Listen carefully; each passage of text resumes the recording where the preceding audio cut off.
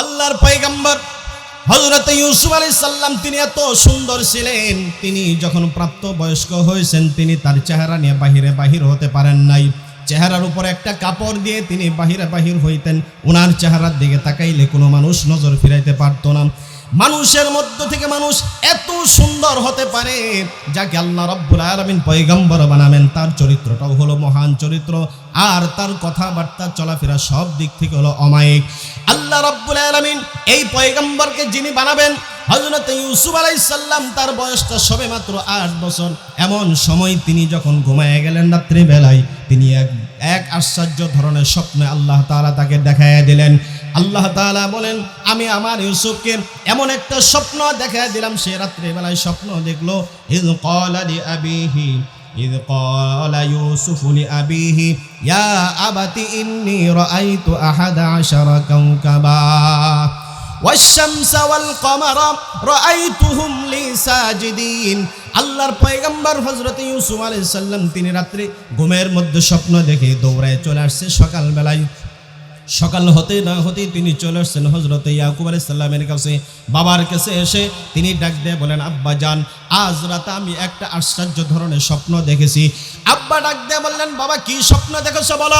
ইউসুফ আলাইহিস সালাম তিনি ডাক দিয়ে বলেন, ওগো বাবা, আজ রাতে আমি স্বপ্নে দেখলাম আকাশের 11টি নক্ষত্র, তারকারাজি, চন্দ্র, সূর্য, তারা সকলেই মিলে আমাকে সেজদা করতেছে। এই স্বপ্নটা কোনো সাধারণ স্বপ্ন নয়। ইয়াকুব আলাইহিস সালাম এই স্বপ্নের কথা শোনা মাত্রই তাড়াতাড়ি বাচ্চার মুখ চেপে ধরলেন, খবরদার, কারণ একজন পয়গম্বরের কাছে আরেকজন পয়গম্বরের খবর আছে না নাই? একজন নবীর কাছে আরেকজন নবীর সংবাদ আল্লাহ রাব্বুল আলামিন আগে থেকে জানিয়ে দেন। এক হলো তিনি ভবিষ্যৎ নবী হলেন, আরেকটা হলো ওনার ঐরসজাত সন্তান। এমন আশ্চর্য ধরনের স্বপ্ন দেখেছেন, বাবার আর বুঝতে বাকি রইল না এই স্বপ্ন সাধারণ কোনো স্বপ্ন নয়, এক মহান স্বপ্ন আমার ইউসুফ আজ রাতে দেখেছি।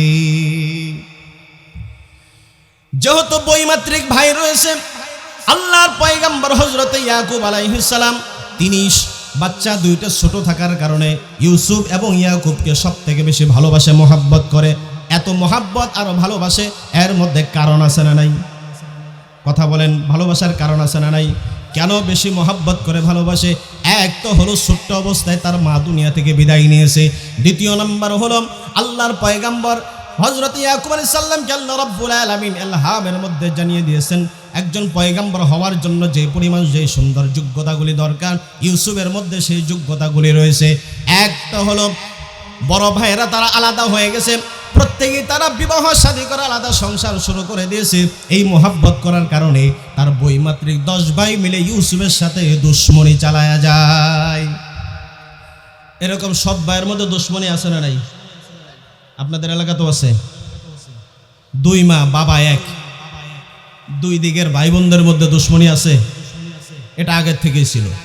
ইউসুফ আলাইহিস সালামের সাথে তার বড় 10 ভাই দেখতে পারে না, বাবা সব থেকে বেশি মোহাব্বত করে ইউসুফকে, সব সময় আগলায় রাখে, সব সময় কাছে রাখে, কাজে কর্মে টাকাটাকি করে, এটা 10 ভাই মিলে সহ্য করে না। ইয়াকুব আলাইহিস সালাম সাথে সাথেই বললেন, বাবারে, ইয়া বুনাইয়া লা তাকুসুস রুয়াকা আলা ইখওয়াতিকা ফায়াকিদু লাকা কাইদা। খবরদার, তোমার এই স্বপ্নের কথা তোমার ভাইদের নিকট কখনো বলো না, কারণ তোমার ভাইরা যারা রয়েছে তারা সব তোমার সাথে দুশ্মনী করে, তোমার সাথে শত্রুতা করে, আর তাদেরকে এই দুশ্মনী করার জন্য শয়তান সহযোগিতা করবে। ইন্নাশ শাইতানা লিল ইনসানি আদুউম মুবিন। 1 নাম্বার হলো শয়তান তো রয়েছে, এটা হলো মানুষের প্রকাশ্য দুশ্মন। যেই মাত্র তোমার এই আশ্চর্য ধরনের স্বপ্নের কথা তোমার ভাইদের নিকট তুমি বলবে, আর এই সুযোগটা শয়তান কাজে লাগিয়ে তোমার ভাইদেরকে তোমার পিছনে শয়তান লাগিয়ে দিবে আর তোমার সাথে দুশ্মনী করবে। আল্লাহর পয়গম্বর হযরতে ইউসুফ আলাইহিস সালাম এবং হযরত ইয়াকুব আলাইহিস সালাম তারা দুইজন যখন কথাবার্তা বলতেছিলেন, এমন সময় 10 ভাইয়ের ভিতর থেকে এক ভাইয়ের কানের মধ্যে আওয়াজ চলে গেছে। আল্লাহ সিদ্ধান্ত হলো এই স্বপ্নের কথা গোপন রাখা যাবে না, এই স্বপ্নের কথা আল্লাহ রাব্বুল আলামিন তিনি প্রকাশ করে দিবেন। আল্লাহ যেটা ইচ্ছা করেন, আল্লাহর ইচ্ছার বাহিরে যাওয়া পৃথিবীর কারো শক্তি আছে? এটা আওয়াজ দিয়ে বলেন, কারো আছে? কেউ যেতে পারবে না।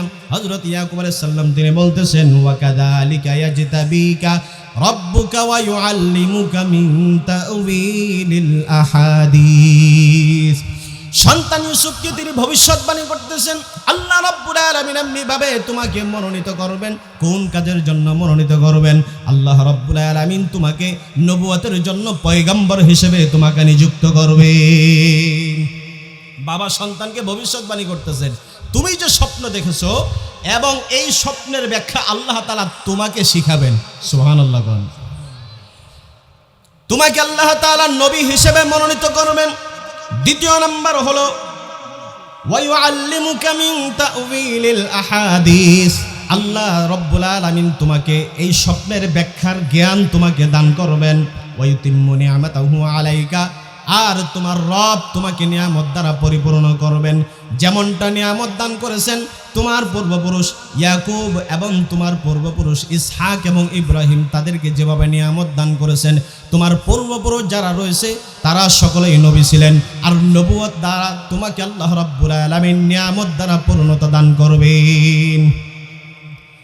আল্লাহ রাব্বুল আলামিন আমাদের উদ্দেশ্যে বলতেছেন এই ঘটনা সম্পর্কে, আখির জামানার পয়গম্বর মুহাম্মদুর রাসূলুল্লাহ সাল্লাল্লাহু আলাইহি ওয়াসাল্লামের যত উম্মত পৃথিবীতে আগমন করবে কিয়ামত পর্যন্ত, এই সমস্ত মানুষরা তারা যদি লাকাদ কানা ফি ইউসুফা ওয়া ইখওয়াতিহি আয়াতুল লিসাইলিন, এই সূরা ইউসুফের নিকট যদি তারা চলে আসে, ইউসুফ আর তার ভাইদের সাথে যে ঘটনা আল্লাহ রাব্বুল আলামিন তিনি ঘটিয়েছেন এটা জানার জন্য যত মানুষ এখানে চলে আসবে তারা তাদের সমস্ত প্রশ্নের জবাব পেয়ে যাবে। ইউসুফ সূরার মধ্যে দুনিয়ার অর্থনীতি আছে, ইসলামিক অর্থনীতি ব্যবস্থা আছে, ভাই ভাইদের সাথে কি করতে হয় এটা এখানে আছে, ইসলাম কিভাবে রাষ্ট্র পরিচালনা করে তার পদ্ধতি এখানে আছে, মানুষের যত সমস্যা আছে এই ইউসুফ সূরার কাছে প্রশ্ন করলে তার প্রশ্নের জবাব পেয়ে যাবে। আওয়াজ দিয়ে বলি সুবহানাল্লাহ। সম্মানিত হাজরিন, এখন 10 ভাই মিলে তারা চিন্তা করতেছে, বাবা ইউসুফ আর বিনয়ামিনকে সব থেকে বেশি ভালোবাসে, বিনয়ামিন থেকে ইউসুফকে আরো বেশি মহাব্বত করে, আর আমরা 10 ভাই, আমাদের সাথে বাবার সম্পর্ক তেমন একটা ভালো না। এরা চিন্তা করলো একটা কাজ করা দরকার। কি কাজ? একটা পরামর্শ মিটিং ডাকছে 10 ভাই মিলে, ষড়যন্ত্র মিটিং। কি মিটিং বলেন তো দেখি? ষড়যন্ত্র মিটিং তারাই শুধু করে না, আল্লাহ ওখানে আছে। যারা যেই পরিমাণ মিটিং করুক, সলা পরামর্শ করুক, আল্লাহ তাআলা বলেন তোমরা 2 জন যেখানে থাকো 3 নম্বর আমি আছি, তোমরা 3 জন যেখানে থাকো চতুর্থ আমি আছি, তোমরা যে সবাই একাই থাকো এটা কখনো চিন্তা করো না। সুবহানাল্লাহ। এবার 10 ভাই মিলে পরামর্শ মিটিং এর মধ্যে বসছে। 10 ভাই মিলে পরামর্শ করে কি ব্যাপার, ইয ক্বালু লা ইউসুফু ওয়া আখুহু আহাব্বু ইলা আবিনা মিন্না ওয়া নাহনু উসবা, আমাদের পিতা আমাদের থেকে, আমাদের 10 ভাই আমরা এত শক্তিশালী একটা গ্রুপ থাকতে একটা বিশাল বড় লাঠিয়াল বাহিনী আছে না নাই? 10 ভাই 15 ভাই এলাকার মধ্যে যারা আছে তাদের সাথে কি কেউ পারে? 10 ভাই যখন একত্রিত থাকে এমন একটা শক্তি সেখানে অর্জিত হয়, সেখানে তাদের সাথে এলাকার কেউ পারে না, এমন তাদের প্রভাব চলে আসছে। 10 ভাই মিলে আমরা এত বড় একটা শক্তিশালী দল থাকতে কেন বাবা আমাদেরকে আমাদের থেকে ইউসুফকে বেশি মহব্বত করে? বাবার তো উচিত হলো ইউসুফকে বাদ দিয়ে আমাদের 10 ভাইকে বেশি মহব্বত করবে, আমাদেরকে কাছেই রাখবে। কিন্তু বাবা এই জায়গার মধ্যে স্পষ্ট ভুলের মধ্যে রয়েছে, কারণ বাবার উচিত হলো 10 ভাইকে মহব্বত করা একজনের তুলনায়, কারণ বাবার সুখে দুঃখে বিপদে আপদে আমরা 10 ভাই বেশি কাজে লাগবো, ইউসুফ তো কোনো কাজে আসবে না। এটা হলো 10 ভাইয়ের চিন্তাধারা। এখন আমাদের জন্য কি করা যায়? 10 ভাই একজন আরেকজনকে বলে তোমরা এক এক করে একজন করে পরামর্শ দাও। এখন আমরা একটা চিন্তা ভাবনা করি, ইউসুফকে যদি বাবার কাছ থেকে সরিয়ে দেওয়া যায় মনে হয় বাবার চোখে আমরা ভালো থাকবো। চিন্তা করছেন বুদ্ধি কি? এক ভাই আমির শাহ হইছে, একজনের ফয়সালা দেওয়া লাগবে না? 10 ভাইয়ের মধ্যে এক ভাই সভাপতি নিযুক্ত করে বাকিদের কাছ থেকে রায় চাইতেছে, তোমরা রায় দাও। এক ভাই বলে কি, ও কতলো ইউসুফ, এক ভাই বলে ইউসুফকে হত্যা করো। বলেন নাউজুবিল্লাহি মিন যালিক। আল্লাহকে তার হত্যা করার জন্য পাঠাইছে না? আল্লাহর কিছু কাজ আছে ইউসুফের দিয়ে। কি কথা বুঝতেছেন? তারা মারবে আর আল্লাহ কি তাদের মার দেওয়ার জন্য ছেড়ে দিব না? আল্লাহর কিছু কাজ আছে ইউসুফের দিয়ে, বিশাল কাজ আছে। আল্লাহ তাআলা ওনাকে কোত্থেকে কোথায় নিয়ে যাব, আল্লাহ সেটা হলো সিদ্ধান্ত আগেই নেওয়া। আর 10 ভাইয়ের মধ্যে এক ভাই বলে উকতুলু ইউসুফ, ইউসুফকে তোমরা হত্যা করে ফেলো। আবিতরাহুহু আরদান ইয়াখলু লাকুম ওয়াজহু আবিকুম ওয়া তাকুনু মিন বাদিহি কওমান সালিহিন, অথবা তাকে দূরে কোথাও রেখে আসো, এরপর বাবার কাছে এসে তোমরা ভালো হয়ে যাবে। ইউসুফ বাবার চোখের থেকে আড়াল হয়ে যাবে।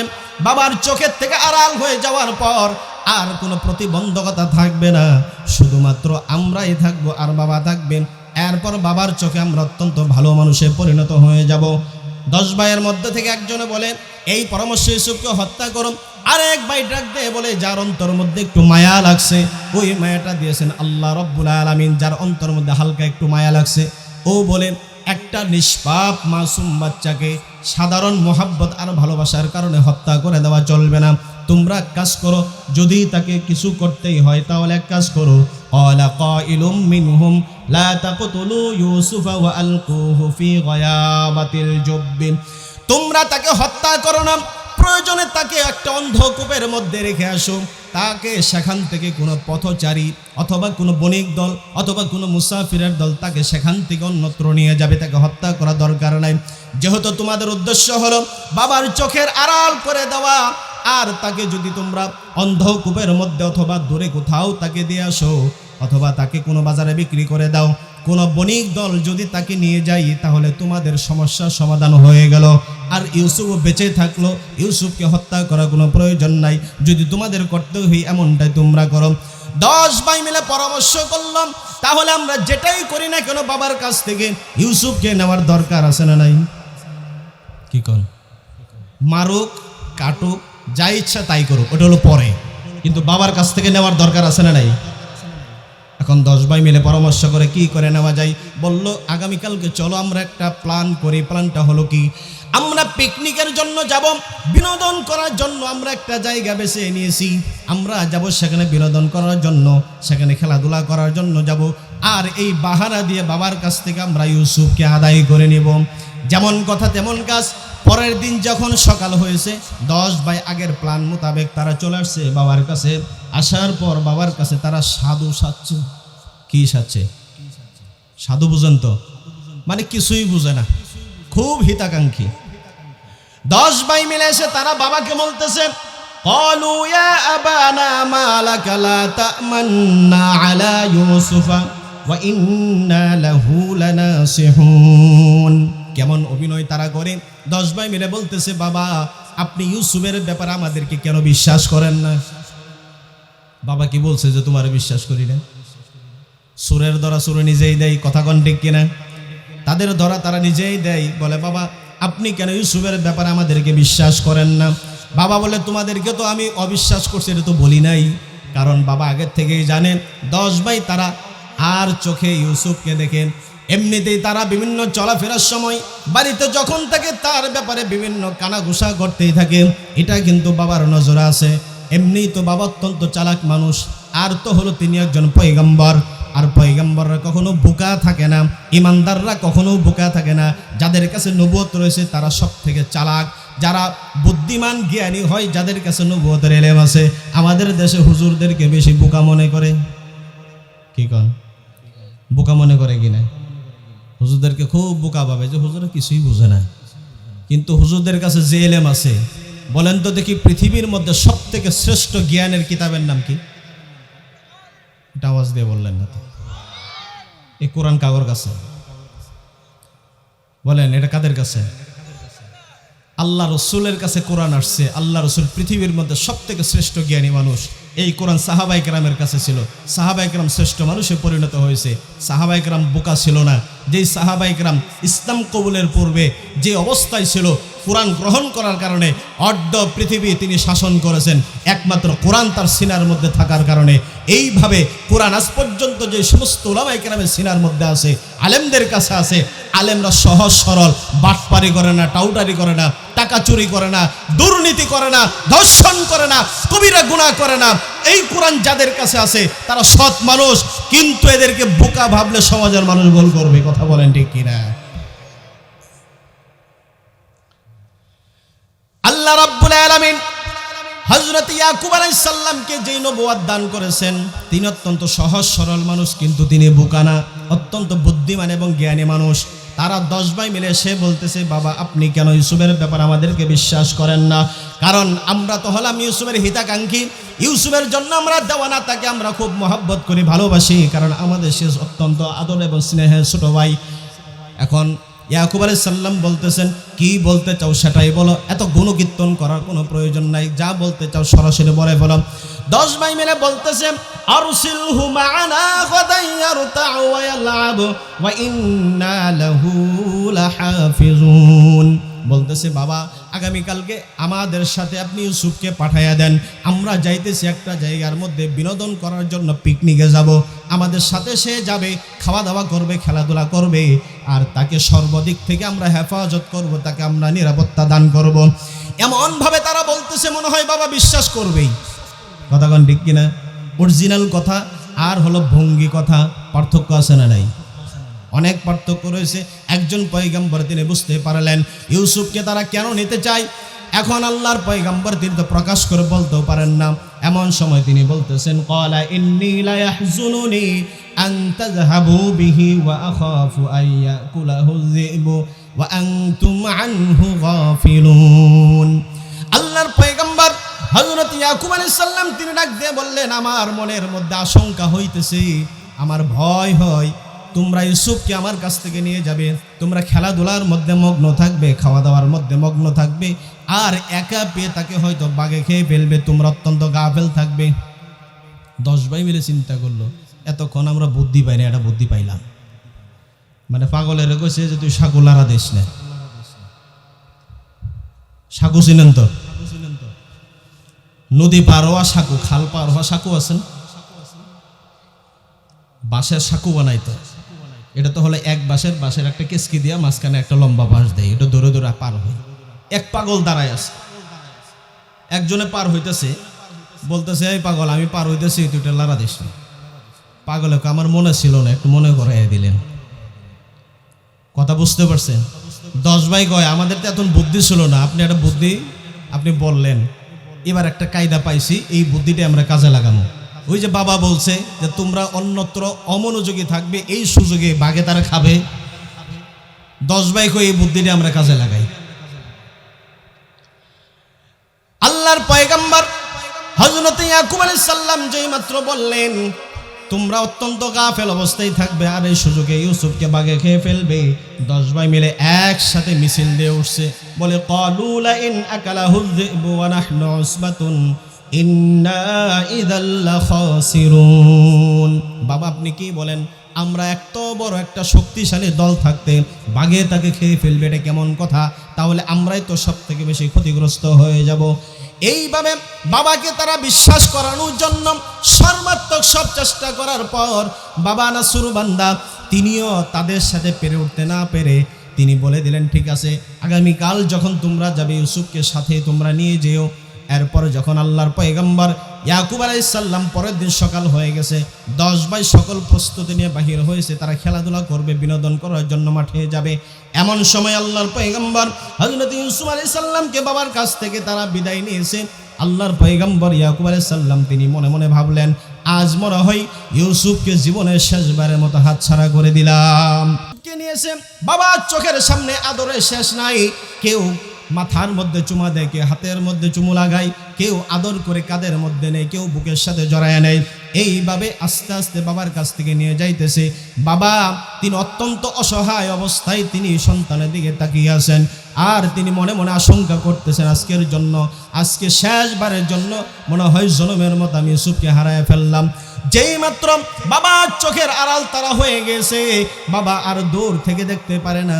এমন সময় যে ভাইয়ের কাঁধের উপরে ইউসুফ ছিল অমনি সেখান থেকে আছাড় দিয়ে মাটির মধ্যে ফেলে দিয়েছে, তাদের আসল চেহারা বাহির হয়ে গেছে। ইউসুফ আলাইহিস সালাম অত্যন্ত ছোট মানুষ, 7 কি 8 বছর বয়স। এমন সময় এই বাচ্চার কি বা বুঝতে পারে, এমন অশুভ আচরণ শুরু করে দিয়েছে। এক ভাই মিলে বুকের মধ্যে লাথি মারেন, আর এক ভাই মুখের মধ্যে আঘাত করে, এরপর একজন মাটির মধ্যে ফেলে বুকের উপরে উঠে মুখের মধ্যে আঘাত করে, মুখের ঠোঁট ফেটে দাঁত ফেটে সেখান থেকে রক্ত প্রবাহিত হচ্ছে। ইউসুফ আলাইহিস সালাম কাঁদতেছেন, চোখের পানি ছেড়ে দিয়ে ভাইদের কাছে বলেন, ভাই বাবার কাছ থেকে তোমরা কি কথা বলে আমাকে নিয়ে আসলে, আর নিয়ে আসার পর আমার সাথে এখন কি অমানবিক নির্যাতন শুরু করে দিয়েছো, আমি কিছুই বুঝতে পারি না। আমি তোমাদের কি ক্ষতি করলাম, আমার দ্বারা তোমাদের কি ক্ষতি হয়ে গেছে? বাবার কাছ থেকে আমাকে নিয়ে এসে আজ তোমরা আমার সাথে এমন আচরণ কেন করতেছো? হযরত ইউসুফ আলাইহিস সালামের করুণ কথাগুলি বিন্দু পরিমাণ তাদের অন্তরের মধ্যে দাগ কাটে নাই। এমন সময় তারা নিয়ে চলতে চলতে একটা দূর পথের মধ্যে নিয়ে গিয়েছে। এক সময় ওই রাস্তাটা ছিল প্রাচীন রাস্তা, আগে মানুষ চলাফেরা করেছে, কিন্তু এখন রাস্তা দিয়ে মানুষ চলাফেরা করে না। ওই রাস্তার পাশ দিয়ে একটা কূপ ছিল, পুরাতন কূপ, ওই কূপ আর মানুষ ব্যবহার করে না, অত্যন্ত জীর্ণ শীর্ণ অবস্থায় কূপটা পড়ে রয়েছে। 10 ভাই মিলে তারা যখন ওই কূপের কাছে চলে গিয়েছে, তারা পরামর্শ করলো, আমরা ইউসুফকে অনেক আক্রমণ করেছি, নির্যাতন করেছি, এখন তাকে শেষবারের মতো আমাদের নিজ হাতে তাকে হত্যা না করে কূপের মধ্যে ফেলে দেই। যদি সেখান থেকে সে ইচ্ছাকৃতভাবে পোকামাকড়ে কামড় খেয়ে মরে যায়, আমাদের কোনো দায়ী নাই। অথবা যদি সেই কূপের মধ্যে বেঁচেই থাকে, অথবা এই রাস্তা দিয়ে কোনো বণিক দল যদি কোনো আসে, কোনো মুসাফির যদি আসে, তাকে নিয়ে যাবে, তাহলে আমাদের কাজ হাসিল হয়ে গেল, আর ইউসুফকে হত্যার কোনো অপরাধ আমাদের থাকলো না। আল্লাহ তাআলা বলেন, ফালাম্মা যাহাবু বিহি ওয়া আজমাউ আন ইয়াজআলুহু ফি গায়াবাতিল জুব্বি। 10 ভাই মিলে একত্রিত হয়ে তারা একটা পরামর্শে উপনীত হয়ে গেল। ইউসুফের গায়ের থেকে জামাটা খুলে ফেলো, ব্যাগের থেকে রশি বাহির করে ইউসুফ আলাইহিস সালামের হাত পাটা তারা বেঁধে ফেলেছে। আর এইদিকে চোখের পানি ছেড়ে দিয়ে রক্তাক্ত চেহারাটা নিয়ে কাকুতি মিনতি সুরে ভাইদের কাছে শেষবারের মতো প্রাণ ভিক্ষা চাইতেছে, ভাই তুমি আমাকে তোমরা শেষবারের মতো ক্ষমা করে দাও, আমি যতদিন বেঁচে থাকবো তোমাদের সাথে আমি কোনো অশুভ আচরণ করব না, আর তোমাদের চোখের সামনে থাকবো না। আর বাবা বৃদ্ধ মানুষ হয়ে গেছেন, আমাকে শেষ সম্বল হিসেবে তিনি চলাফেরা করেন, আর বাবার বিভিন্ন কাজের মধ্যে আমি সহযোগিতা করি। আমার এই কষ্টের কথা বাবা যখন শুনতে পাবেন, আমাকে হারানোর কথা যখন বাবা শুনবে, অত্যন্ত কষ্ট পেয়ে যাবেন। তাফসীরের কিতাবের মধ্যে আসছে, ইউসুফ আলাইহিস সালামের ভাইরা কমপক্ষে 20টা অপরাধ করছে। এখানে কয়টা? 20টা অপরাধ করছে।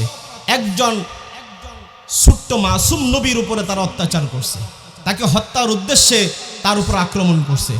বাবা একজন নবী, তার চোখের শীতলতা ছিল তার এই কলিজার টুকরা সন্তান, বাবার চোখের সামনে থেকে তাকে সরাই দিয়া বাবাকে কষ্ট দিছে, বাবা হিসেবে এক কষ্ট দিছে, নবী হিসেবে আরেকটা কষ্ট দিয়েছে। এইভাবে তারা 20টা অপরাধ করেছে। কয়টা? কি কষ্ট হইতেছে আপনাদের? কিছু হানা বলেন না কেন? আল্লাহর পয়গম্বর হযরত ইউসুফ আলাইহিস সালামের হাত পাটা বেঁধে ফেলেছে, গায়ের থেকে জামাটা খুলে নিয়েছে। একজন নবী, ছোট্ট মানুষ, তার গায়ের থেকে জামাটা খুলে তাকে উলঙ্গ করে ফেলা হয়েছে। তিনি লজ্জায় আর মুখ দেখাতে পারেন না, অত্যন্ত আহত অবস্থায়, মুখ থেকে রাগ থেকে, শরীর থেকে রক্ত প্রবাহিত হচ্ছে, আর এই অবস্থার মধ্যে তার হাত পা গুলি বেঁধে ফেলেছেন। এমন সময় হাত পা গুলি বেঁধে ফি গায়াবাতিল জুব্বি, অন্ধ কূপের মধ্যে ছেড়ে দিয়েছে। ইউসুফ আলাইহিস সালাম শেষবার বাঁচার মতো কূপের পাড়ের ধরে তিনি হাতটা ধরে ঝুলে রয়েছেন। তারা 10 ভাই মিলে উপর থেকে রশিটা কেটে দিয়েছে। এই দৃশ্যগুলি আল্লাহ রাব্বুল আলামিন তিনি আসমান থেকে অবজারভেশন করতেছেন। এমন সময় যখন হয়ে গেছে, আল্লাহ রাব্বুল আলামিন তিনি বলে দিলেন, জিবরাইল তুমি কোথায়? তাড়াতাড়ি প্রস্তুতি নাও, জান্নাত থেকে একটা জুব্বা নিয়ে যাও, জামা নিয়ে তাড়াতাড়ি তুমি সে অন্ধকূপের মধ্যে চলে যাও। আমার ইউসুফকে উলঙ্গ করা হয়েছে, আমার ইউসুফের হাত পা গুলি বেঁধে ফেলেছে।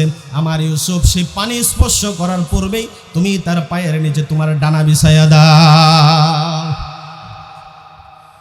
হযরত ইউসুফ আলাইহিস সালাম তিনি জীবনের মায়া ছেড়ে দিলেন, আর তিনি আল্লাহ রাব্বুল আলামিনের দিকে মুতাওয়াজ্জু হয়ে তিনি বলতে লাগলেন, আজ আমার জীবনের শেষ মুহূর্ত, আর মনে হয় আমি এখান থেকে বেঁচে ফিরতে পারবো না।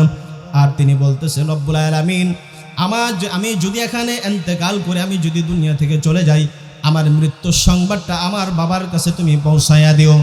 যেই মাত্র উপর থেকে হাত পা বাঁধা অবস্থায় রশিটা কেটে দিয়েছে, অমনি তিনি নিচের দিকে চলে যাইতেছেন।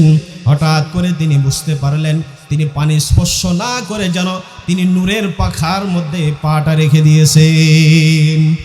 অমনি তাকে সালাম করলো হযরত জিবরিল আমিন, ওয়া আউহাইনা ইলাইহি লাতুনাব্বিআন্নাহুম বিআমরিহিম হাযা ওয়া হুম লা ইয়াশউরুন। আল্লাহু আকবার বলেন।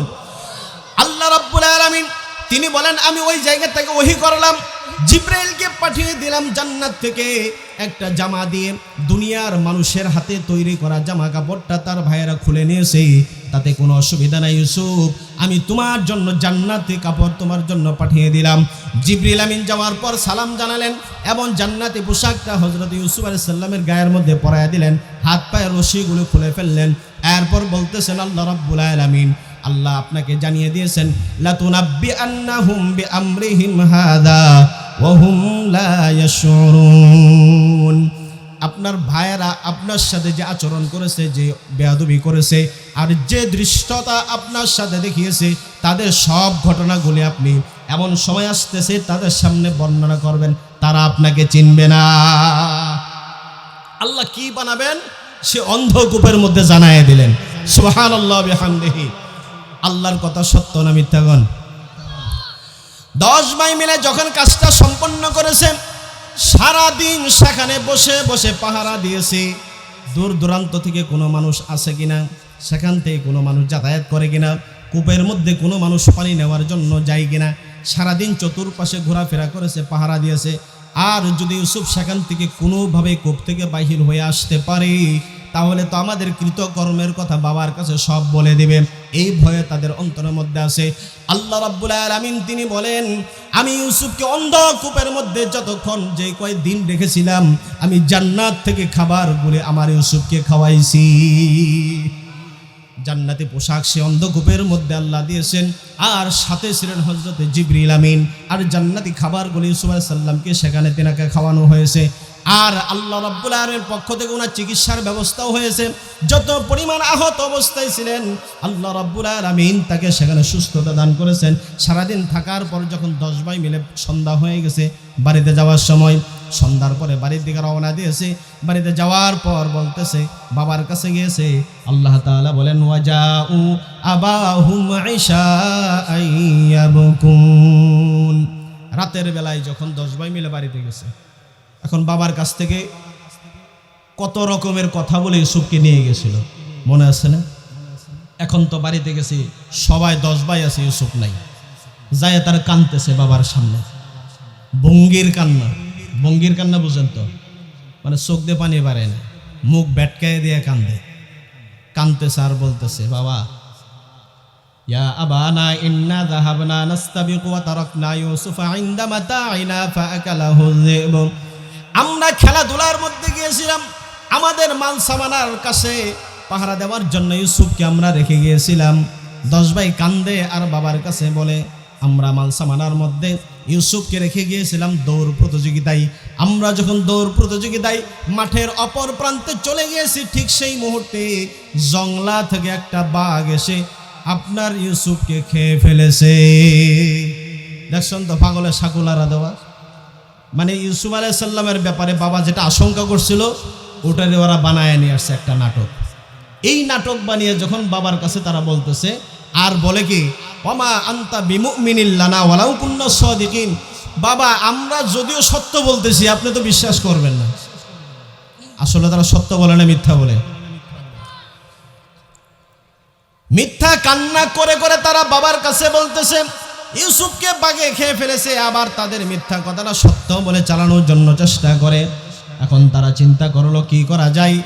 ইউসুফ আলাইহিস সালামের গায়ের থেকে যে জামাটা তারা খুলে নিয়েছিল, ওই সময় জামাটা খুলে নিয়ে বনের থেকে একটা বকরির বাচ্চা জবাই করে ওই বকরির বাচ্চার রক্তটা ইউসুফ আলাইহিস সালামের জামার মধ্যে লাগিয়ে নিয়ে আসছে। বাবা যখন বলতেছে, তোমাদের কথা আমার কিন্তু বিশ্বাস হয় না, তোমরা ইউসুফকে আমার কাছ থেকে কি বলে নিয়ে গিয়েছো, আর এখন এসে তোমরা আবার কোন বাহানা আমাকে দেখাচ্ছ, আর তোমরা বলতেছো তোমাদের কথা আমার বিশ্বাস করা লাগবে। তখন তারা বলে, বাবা আমাদের কথা বিশ্বাস যদি না হয়, এই নেন ইউসুফের জামা, ওয়াজাউ আলা কামিসিহি বিদামিন কাযিব, এই নেন ইউসুফের জামা, দেখেন ইউসুফের রক্ত জামার মধ্যে লেগে আছে। আল্লাহর পয়গম্বর আগেই বলেছে নবীরা বোকা না, নবীরা বোকা, আওয়াজ দিয়ে বলেন নবীরা কি বোকা? নবীরা বোকা না। ইউসুফ আলাইহিস সালামের ভাইয়েরা 10 ভাই মিলে ইউসুফের রক্ত মাখা জামাটা যখন বাবার সামনে দিয়েছে, ঠিক সেই মুহূর্তে আল্লাহ আল্লাহর পয়গম্বর ইয়াকুব আলাইহিস সালাম তিনি জামাটা ধরে উল্টা পাল্টা করে তিনি দেখেন, আহারে আমার কলিজার টুকরা ইউসুফকে এত ভদ্র বাগে খেয়েছে, আমার ইউসুফকে খাইলো জামার ভিতর দিয়ে, আর উপর থেকে জামাটা একটুকু ছিঁড়ে নাই,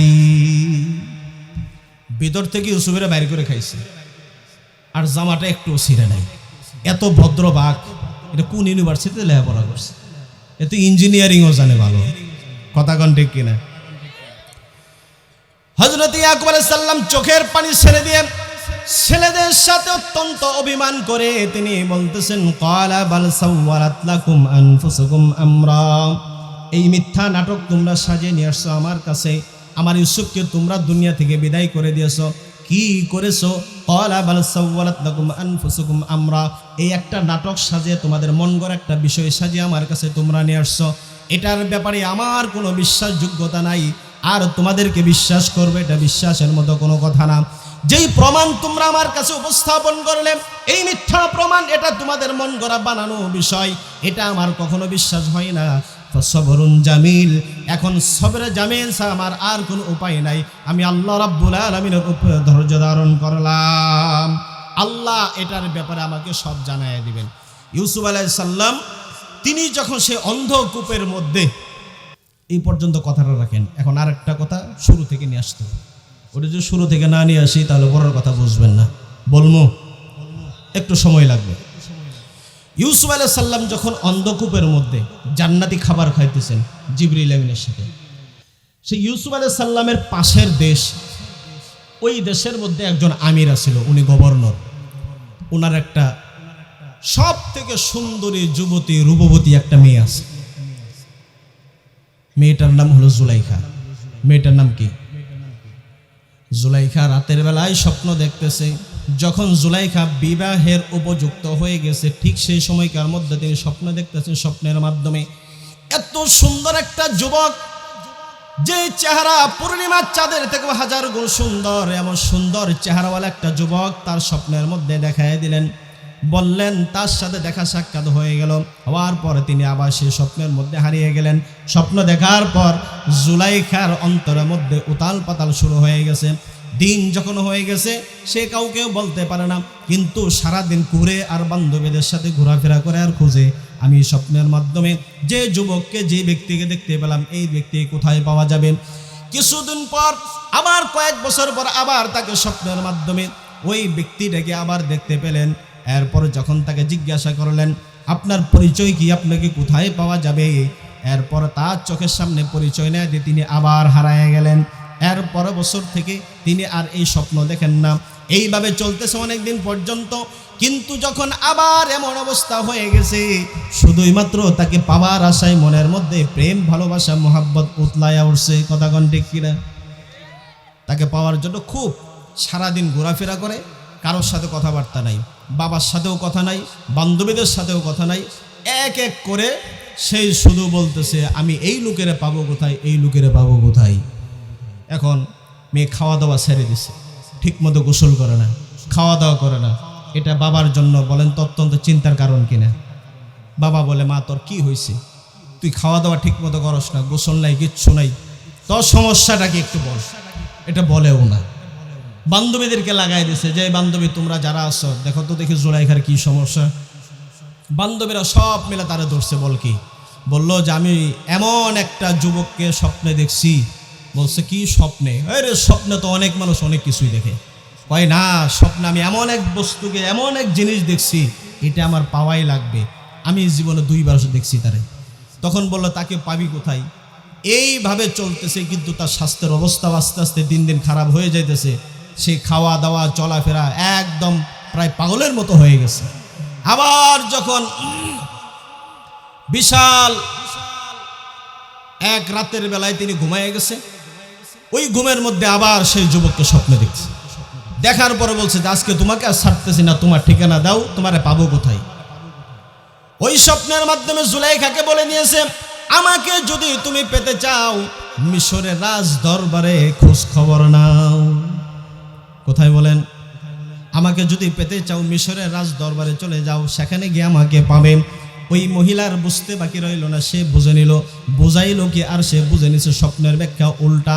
সেই মহিলা বুঝে নিয়েছে মনে হয় আমার বিবাহের জন্য আজিজে মিশর যে ব্যক্তি মিশরের বাদশাহ, তার সাথে মনে হয় এই ব্যক্তি মনে হয় মিশরের বাদশাহ, তার সাথে আমার সম্পর্ক হবে। পরের দিন যখন সকাল হয়ে গেছে ওই সময়কার মধ্যে বান্ধবীদেরকে ডাক দিয়ে বলেন, আমি আজ রাতেও আমার সেই স্বপ্ন যুবকের আমি সাক্ষাৎ পেয়েছি। আজ তাকে আমি জিজ্ঞাসা করেছি তুমি কোথায় থেকে আসো, আর মাঝে মাঝে তুমি আমাকে একটু দেখা দিয়ে চলে যাও, আর তোমাকে পাওয়ার জন্য আমি বেকুল হয়ে আছি। ওই যুবক আমাকে বলে দিয়েছে যদি আমাকে পেতে চাও তাহলে মিশরের রাজদরবারে চলে যাও। বান্ধবীরা মিলে বাবার কাছে চলে গিয়েছে, বলল আপনার মেয়ে এই স্বপ্ন দেখেছে, এভাবে পাগল হয়েছে, এখন বলেন আপনার মেয়ের ব্যাপারে আপনি কি সিদ্ধান্ত নেবেন। বাবা আর মেয়ে পরামর্শের মধ্যে বসছে, বলল যে আমি যে স্বপ্নে দেখেছি তাকে যদি পেতে চাই তাহলে মিশরের রাজদরবারে যাওয়া লাগবে। কোন জায়গায়? মিশরের রাজদরবারে। এই মিশরের রাজদরবারে যাবে। ওই সময়কার মধ্যে মিশরের বাদশা যে ছিল আজিজে মিশর, ওই ব্যক্তি পুরুষত্বহীন আছে। কি আছিল বলেন না? কি? পুরুষত্বহীন আছে, বিবাহ করার যোগ্যতা তার নাই। কিন্তু সেই আমির, সেই গভর্নর প্রস্তাব পাঠাইছে আজিজে মিশরের কাছে। খবর নিয়ে দেখলো তিনি আসলে বিবাহ করেন নাই। বলল যে আপনি বিবাহের জন্য প্রস্তুতি হন, আমার মেয়ে আছে। একজন আমির, একজন আরেকজন বাদশার মেয়ে আরেকটা বাদশার কাছে বিবাহ দিবে। এই পয়গাম যখন পাঠাইয়া দিছে, তিনিও বলতেছেন, তিনি মনে মনে বলতেছেন যে আমি বিবাহ কোন বিপদে পড়বো, বিবাহ করব না। খুব যখন ঘটকে এবং আমিরের পক্ষ থেকে অনুরোধ আসতেছে, তখন তিনি বললেন আচ্ছা ঠিক আছে বিবাহ করতে পারি, আপনার মেয়েকে কন্যা সাজিয়ে, বউ সাজিয়ে মিশরের রাজদরবারে নিয়ে আসেন। অনেক লম্বা ঘটনা, সংক্ষেপ করে নিয়ে আসলাম। সেখান থেকে কন্যা সাজিয়ে বউ বানায় সুন্দর করে রাজদরবারের মধ্যে নিয়ে আসছে। যেই রাজদরবারের মধ্যে নিয়ে আসছে, যখন স্বামী স্ত্রী একত্রিত হয়েছে, ওই সময়কার মধ্যে জুলাইখা মাথা উঠাইয়া দেখে আশ্চর্য কারবার, স্বপ্নে দেখলাম কি আর পাইলাম কি। জুলাইখা অত্যন্ত আশ্চর্য হয়ে গেছে। আজিজে মিশরের বাদশাহ তার চেহারা দেখার সাথে সাথে সে বুঝতে পারলো আমি মনে হয় ভুল সিদ্ধান্ত নিয়েছি, কি করলাম, এটা কেমন হয়ে গেল। এমন সময় তাকায় দেখে আমি স্বপ্নের মাধ্যমে যেই যুবককে দেখেছি ওই ব্যক্তি তো এই আজিজে মিশর, এই বাদশা নয়। আমার সিদ্ধান্ত ভুল হয়েছে, এখন কি করা যায়? বলল আমার একটা কাজ রয়েছে, এখন আপনি আলাদা থাকবেন, আমরা একই রাজপ্রাসাদের মধ্যে থাকব, কিন্তু আপনি আমার থেকে সম্পূর্ণ আলাদা থাকবেন, পরিচয় থাকবে স্বামী স্ত্রীর, আর আপনার সাথে আমার কোনো সাক্ষাৎ হবে না, আপনি একদিকে থাকবেন আমি আর একদিকে থাকবো। এইভাবে তার গুজরান করতেছে সেই মিশরের রাজ দরবারের মধ্যে। এই দিকে আল্লাহর পয়গম্বর ইউসুফ আলাইহিস সালাম কোন জায়গায় মনে আছে? কোন জায়গায়? কূপের মধ্যে। আল্লাহ রাব্বুল আলামিন একটা বণিক দলকে পাঠিয়ে দিলেন। একটা বণিক দল তারা যাবে ব্যবসা বাণিজ্যের মালামাল নিয়ে মিশরের বাজারের মধ্যে মাল বিক্রি করবে, আর সেখান থেকে মাল কিনে তারা চলে আসবে। যাইতে যাইতে তারা রাস্তা হারায় ফেলছে, রাস্তা হারিয়ে চলে গিয়েছে সেই অন্ধ যে বন্ধ রাস্তা রয়েছে, বন্ধ রাস্তার দিকে যাওয়ার পর তাদের অত্যন্ত পানির প্রয়োজন হয়েছে। ওই জায়গার মধ্যে তারা তাঁবু করেছে।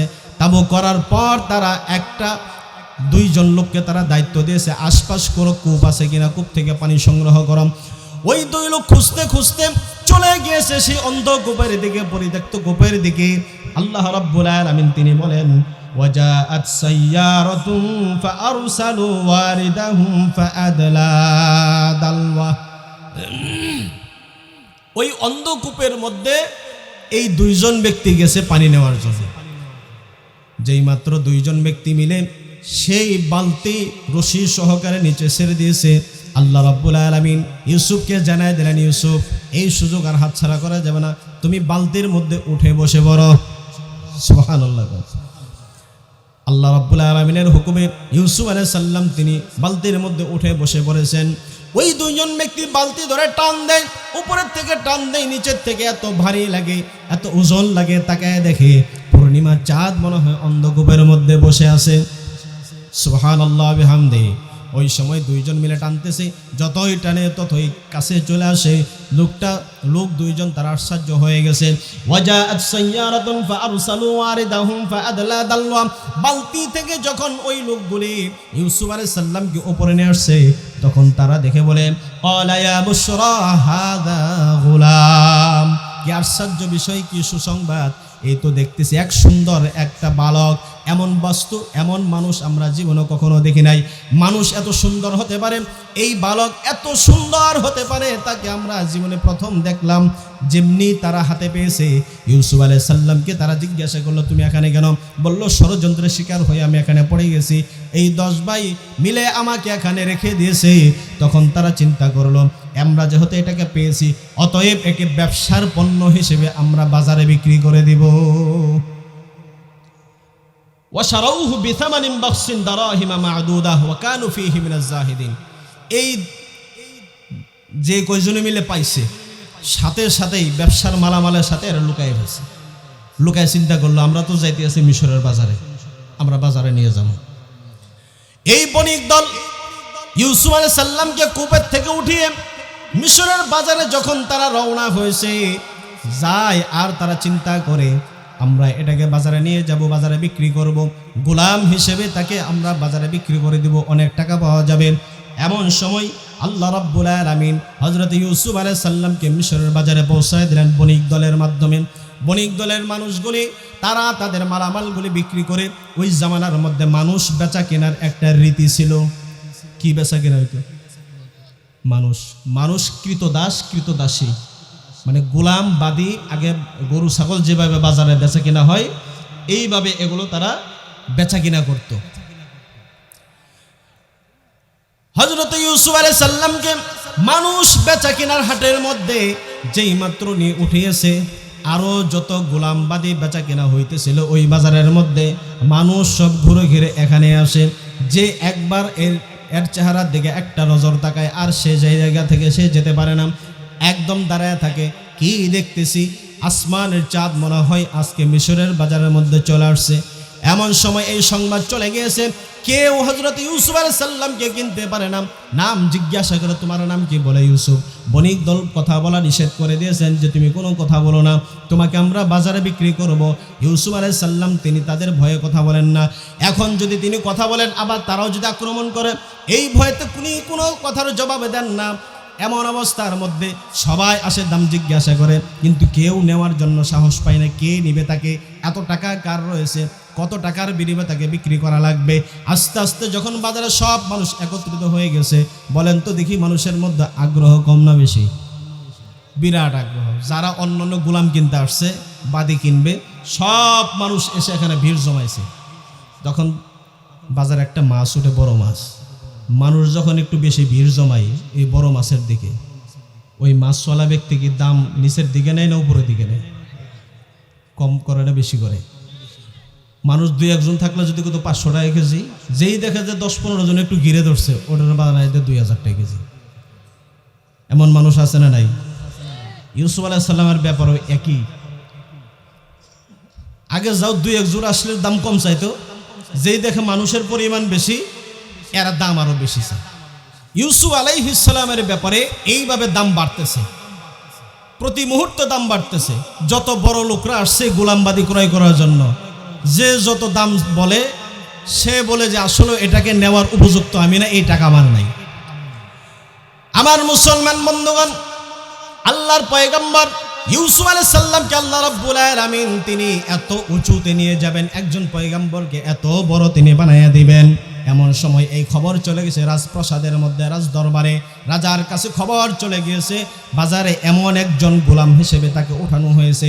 এমন গোলাম এই পৃথিবীর মধ্যে আজ পর্যন্ত কেউ তাকে দেখে নাই। তার চেহারা এত সুন্দর, তার দিকে যদি ক্ষুধার্ত ব্যক্তি একবার এক নজরে তাকায়, কয়েকদিনের ক্ষুধা মুহূর্তের মধ্যে নিবারণ হয়ে যায়। কোনো পিপাসার্ত মানুষ যদি তার দিকে একটা নজরে তাকায়, তার পিপাসাও নিবারণ হয়ে যায়। এমন একটা আশ্চর্য ধরনের মানুষ বাজারের মধ্যে আসছে। কেউ তাকে কিনতে পারে না, তার এত মূল্য, এত মূল্য। আজিজে মিসর বলে ঠিক আছে দেখি আমি একটু গিয়ে দেখি। বাদশাহ রাজদরবার থেকে বাহির হয়ে বাজারে চলে গিয়েছেন। বাজারে যাওয়ার পর তিনি দেখতেছেন আশ্চর্য ব্যাপার, এমন সুন্দর মানুষ আমি বাদশার জীবনেও কখনো দেখি নাই। বাদশাহ বলল, ও বণিক দল, তোমরা কত টাকা চাও, কত পয়সা চাও? বাদশাহ বলল, তোমরা কত চাও তা হবে না, আমি ইউসুফের ব্যাপারে এই বাচ্চাকে গোলাম হিসেবে শুধু নয়, তাকে ক্রয় করার জন্য একটা দাড়ি পাল্লা দাঁড় করে দাও, এক পাল্লার মধ্যে ইউসুফকে উঠাইয়া দাও, আরেক পাল্লার মধ্যে স্বর্ণ রূপা উঠাইয়া দাও, টাকা পয়সা উঠাইয়া দাও, তার ওজনের বিনিময়ে আমি তাকে ক্রয় করে নিলাম। দাম কম না বেশি? আল্লাহ কত দাম বাড়ায় দিলেন। আল্লাহ তাআলা বলেন, ওয়াকালাল্লাযী ইশতারাহু মিন মিসর লিমরাআতিহি আকরিমি মাসওয়াহু আসা আন ইয়ানফা'না আও নাত্তাখিযাহু ওয়ালাদা। আজ যে মিসর হযরত ইউসুফ আলাইহিস সালামের ওজনের পরিমাণে স্বর্ণ রূপা টাকা পয়সা দিয়ে ক্রয় করে রাজ দরবারে নিয়ে গেছেন। রাজ দরবারে কে আছে? এটা আওয়াজ দেয়া বলেন, রাজ দরবারে কে আছে? জুলাইখা আছে। জুলাইখা স্বপ্নের মধ্যে যে যুবককে 3 বার দেখেছে, যাকে পাওয়ার আশায় ভুল সিদ্ধান্ত নিয়ে আজিজে মিসরের স্ত্রী হিসেবে রাজ দরবারে দীর্ঘদিন ধরে বসবাস করতেছে। আজিজে মিসর ইউসুফকে বাড়িতে নিয়ে গেছেন। নেওয়ার পর তিনি বলতেছেন, লিমরাআতিহি আকরিমি মাসওয়াহু আসা আন ইয়ানফা'না আও নাত্তাখিযাহু ওয়ালাদা। তার স্ত্রীকে ডাক দিয়ে বলে, জুলাইখা তাড়াতাড়ি আসো, তাড়াতাড়ি আসো, দেখো আমি কি নিয়ে আসছি বাজার থেকে। যেই মাত্র বাদশা তার কাছে এই সংবাদ শোনার পর জুলাইখা দৌড়ায় আসছে বাদশার কাছে। আসার পর বাদশা বলতেছে, আকরিমি মাসওয়াহু আসা আন ইয়ানফা'না, এই বাচ্চাকে সম্মানের সাথে আমাদের এখানে তাকে জায়গা দাও, রাজ দরবারে যত প্রকার সুযোগ সুবিধা রয়েছে সব কিছু তাকে দাও। আসা আন ইয়ানফা'না আও নাত্তাখিযাহু ওয়ালাদা, হয়তো সে আমাদের অনেক বড় উপকার আসবে, অথবা যেহেতু আমাদের কোনো সন্তানাদি নাই, আমরা সন্তান হিসেবে তাকে গ্রহণ করে নেব। এই কথা বলতেছে বাদশা কাকে? জুলাইখাকে। যেই জুলাইখা সামনে আসছে, আসার পরে তো মনে হয় আসমান ভেঙে মাথা পড়ছে। হাই হাই, কি করছি, কি করছি আমি, এত বড় ভুল সিদ্ধান্ত নিলাম, দেখছিলাম কারে আর নিছি কারে। ওই তো দেখা যায় আমার স্বপ্নের যুবক আমার সামনে দাঁড়ানো।